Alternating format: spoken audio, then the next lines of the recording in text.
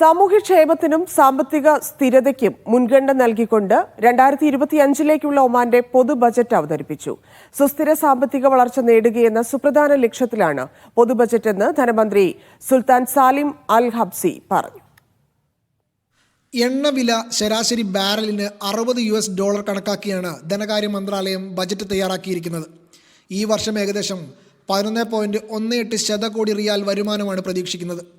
2024 കണക്കാക്കിയ വരുമാനവുമായി താരതമ്യം ചെയ്യുമ്പോൾ ഇത് 1.5% വർധനവാണ്.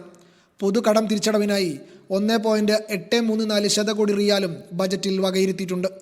സ്ഥിരമായ വിലയിൽ കുറഞ്ഞത് 3% യഥാർത്ഥ GDP വളർച്ചാ നിരക്ക് കൈവരിക്കാൻ ബജറ്റ് ലക്ഷ്യമിടുന്നു. വികസന പദ്ധതികൾ നടപ്പാക്കുന്നതിന് രാജ്യത്തെ വിവിധ പ്രവിശ്യകൾക്ക് ആവശ്യമായ വിഭവങ്ങൾ അനുവദിക്കുന്നുണ്ട്. മൊത്തം ചെലവുകൾ 1.3% വർദ്ധിച്ച് 11.8 ശതകോടി റിയാലായി ഉയരുമെന്നാണ് പ്രതീക്ഷിക്കുന്നത്.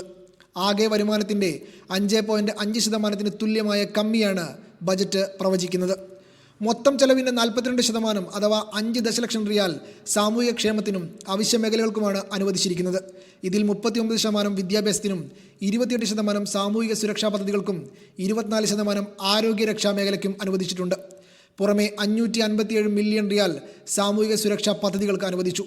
1.14 ബില്യൺ റിയാൽ വികസന പദ്ധതികൾക്കായും നീക്കിവച്ചിട്ടുണ്ട്.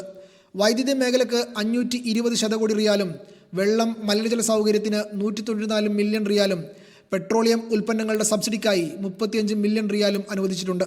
എല്ലാ വ്യവസ്ഥകളും തയ്യാറാക്കുന്നതുവരെ രാജ്യത്തെ വ്യക്തികൾക്ക് ആദായ നികുതി ചുമത്തില്ലെന്നും ധനകാര്യമന്ത്രി കൂട്ടിച്ചേർത്തു.